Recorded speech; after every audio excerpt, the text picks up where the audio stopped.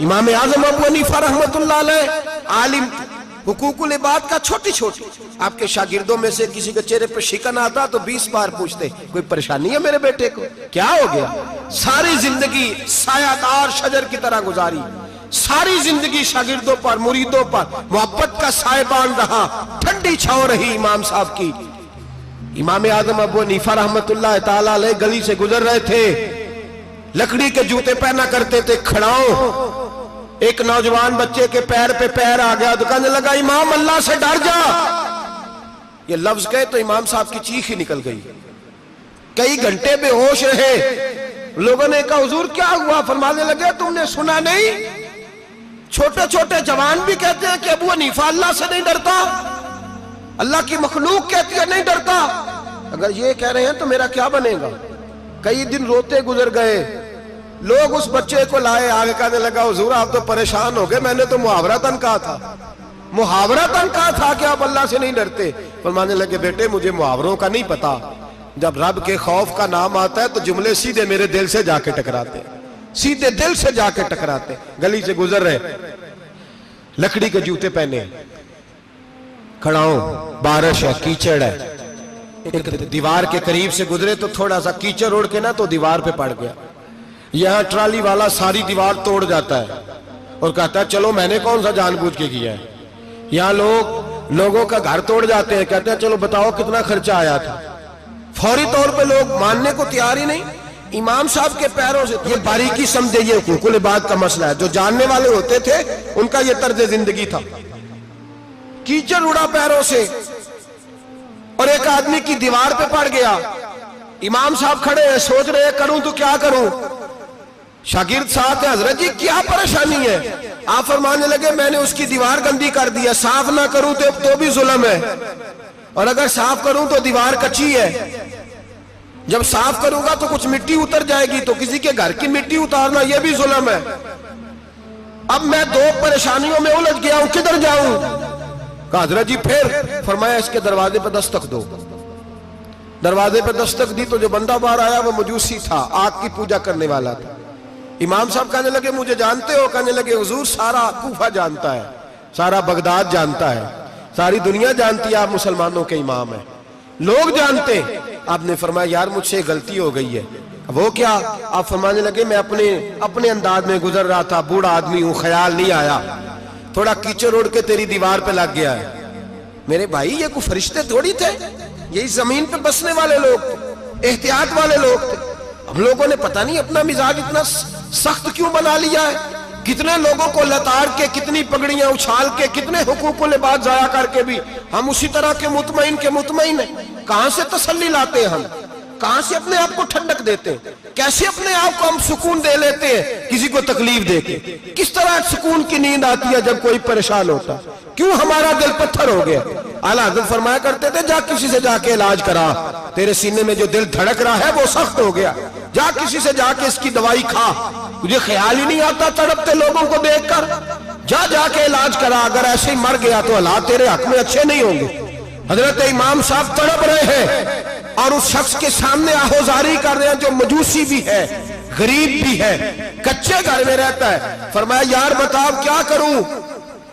امام صاحب باتیں کر رہے ہیں تو وہ آدمی حیرت میں کھو گیا، کبھی دیوار دیکھتا، کبھی اپنا آپ دیکھتا، کبھی امام صاحب کو دیکھتا، دائیں بائیں دیکھتا، پسینے آنے لگے، پتہ نہیں کیا سوچوں کا مد و جزر چلنے لگا، کہاں بات گئی، کہاں تک اس کی سوچ گئی، کہاں پلٹ کے آئی۔ کہنے لگا امام صاحب میں تو چوک میں رہتا ہوں، روزانہ پتہ نہیں کتنی گاڑیاں مٹی برسا جاتی ہیں، کبھی کوئی نہیں آیا، آپ کو کیا ہوا؟ آپ فرمانے لگے مجھے کسی کا نہیں پتا، مجھے تو میں نے جو قرآن حدیث پڑھا ہے مجھے تو ڈر آ رہا ہے، مجھے بتا تو معافی دیتا ہے کہ نہیں، تیری دیوار صاف ہوگی کہ نہیں؟ کہنے لگا حضور دیوار کو چھوڑے، پہلے کلمہ پڑھائے، میرا دل تو صاف کر دے۔ کہنے لگا اتنا میٹھا دین، اتنا پیارا دین، اتنا خوبصورت دین کہ غریب کی دیوار پر کیچڑ لگ جائے اور آپ کو اتنی تکلیف ہو، میں اس دین سے دور کیوں ہوں؟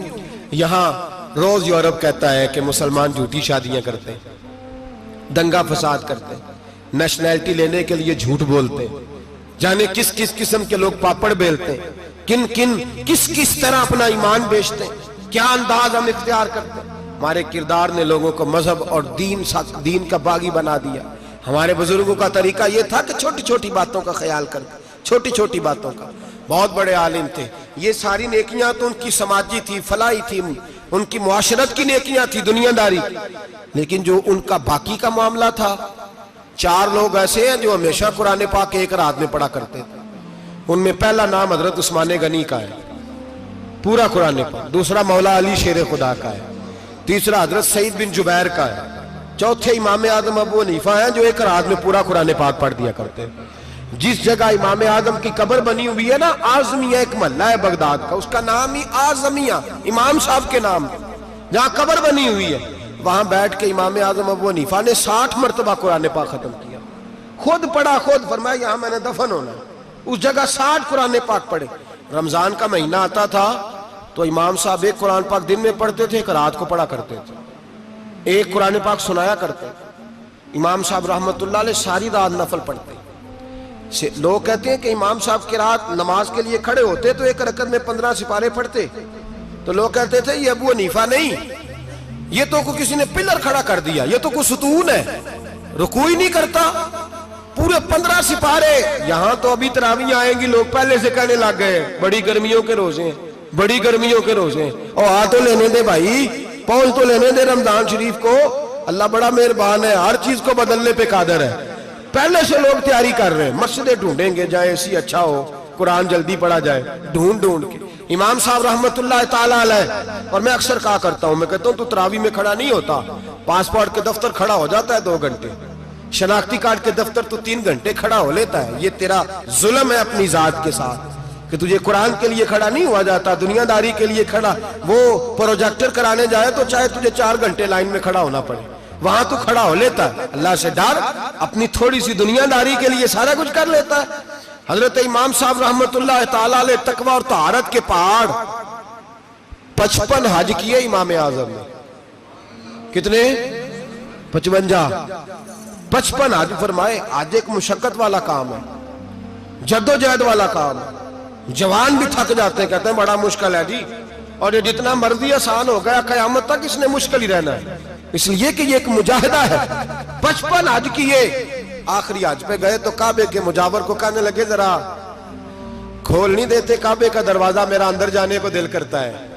اس نے دروازہ کھولا, اندر گئے تو کہنے لگے خدایا, 2 جملے کہے, کہنے لگے اے اللہ جتنا تو نے مال دیا تھا میں اتنا شکر نہیں ادا کر سکا, اور جتنا تو نے علم دیا تھا میں اتنا عمل نہیں کر سکا. اب بوڑھا ہو گیا ہوں, مہربانی کرنا مجھ سے درگزر والا معاملہ کر, اور اے اللہ اگر تو مجھے بتا دے کہ تو راضی یا ناراض ہے تو میں ذرا سکون سے مر جاؤں. کہتے ہیں کعبے کی دیواروں سے آواز آنے لگی, ابو حنیفہ تیرا رب تجھ سے بڑا راضی ہے. داتا گنج بخش علی اجویری جیسا بابا 1000 سال پہلے لکھ کے گئے کشف الماجود میں, داتا صاحب نے لکھا ہے 1000 سال پہلے کشف الماجود میں. داتا صاحب فرماتے ہیں میں حضرت بلال کی قبر پہ حاضری دینے گیا, یعنی 1000 سال پہلے کے مسلمان بھی قبروں پہ مزاروں پہ جایا کرتے تھے. داتا صاحب لکھتے ہیں, کہتے ہیں ملک شام میں حضرت بلال حبشی کی قبر پہ حاضری دینے گیا, میں قبر پہ حاضری دے کے تو ساتھ لیٹ گیا, میری آنکھ لگ گئی, مجھے خواب میں نبی پاک کا دیدار نصیب ہوا. گویا حاضری حضرت بلال کی, اور برکت یہ کہ وہاں مجھے مصطفیٰ کا دیدار نصیب ہو رہا ہے. فرماتے ہیں نبی پاک میری خواب میں آئے, حضور نے ایک بوڑھے بابے کے گلے میں ہاتھ ڈالا ہوا ہے اور اپنے ساتھ چلا رہے ہیں. میں نے عرض کی یا رسول اللہ یہ کون ہے؟ تو نبی پاک نے فرمایا یہ تیرا امام اعظم ابو حنیفہ ہے. فرماتے ہیں مجھے سمجھ آ گئی کہ امام اعظم بھٹک اس لیے نہیں سکتے کہ انہیں رسول پاک نے سہارا عطا فرمایا ہے, وہ بھے کس لیے نہیں سکتے کہ نبی پاک نے انہیں سہارا دیا. داتا گنج بخش علی اجویری رحمت اللہ تعالی علیہ فرماتے ہیں کہ امام صاحب رحمت اللہ تعالی علیہ بہت بڑی شخصیت. امام اعظم کا پیغام کیا ہے؟ انہوں نے فقہ بنائی, دین پھیلایا, جتنی بھی میں نے باتیں سنائی سارا پیغام, ایک پیغام ہے امام صاحب. امام صاحب رحمت اللہ تعالی علیہ فرماتے ہیں کہ دین پر عمل کرنے والوں کو بھی کسی اچھی صحبت کی ضرورت ہوتی ہے. عمل کرنے والے کو آپ فرماتے ہیں کئی دفعہ عمل کرنے والے کا عمل بھی ٹوٹ جاتا ہے, استقامت نہیں رہتی. فرماتے ہیں اچھی صحبتیں تلاش کرو, ان کے پاس بیٹھا کرو, ورنہ ہو سکتا ہے جو عمل تم کر رہے ہو اس میں کمی آ جائے.